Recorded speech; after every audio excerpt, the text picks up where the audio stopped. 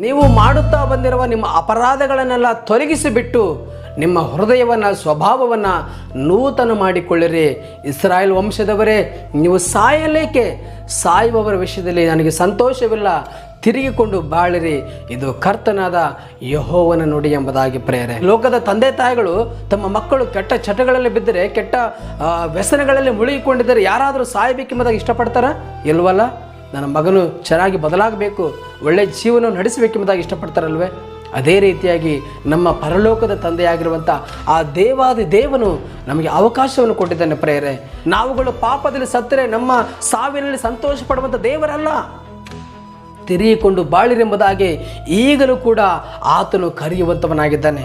ಆತನ ಕರೆಯುವಿಕೆಗೆ ಒಳಗಾಗಿ ಯಾರ್ಯಾರು ತಮ್ಮ ಜೀವಿತಗಳನ್ನು, ತಮ್ಮ ನಡವಳಿಕೆಗಳನ್ನು, ತಮ್ಮ ಮಾರ್ಗಗಳನ್ನು ಸರಿಪಡಿಸಿಕೊಂಡು ದೇವರಿಗೆ ಯೋಗ್ಯವಾದಂಥ ಜೀವಿತಗಳನ್ನು ಜೀವಿಸುವುದಕ್ಕಾಗಿ ಇಷ್ಟಪಡುವಂಥವರಾಗಿರ್ತಾರೋ ದೇವರು ಅವರನ್ನು ಮೆಚ್ಚುವಂಥವನಾಗಿದ್ದಾನೆ ಪ್ರೇರೆ. ಈ ಹೊಸ ವರ್ಷದಲ್ಲಾದರೂ ದೇವರ ಮೆಚ್ಚುವಂಥ ಬದುಕನ್ನು ಕಟ್ಟಿಕೊಂಡು ಜೀವಿಸುವುದಕ್ಕಾಗಿ ಪ್ರಯಾಣವನ್ನು ಆರಂಭಿಸಿ ನಡೆಸಿರಿ.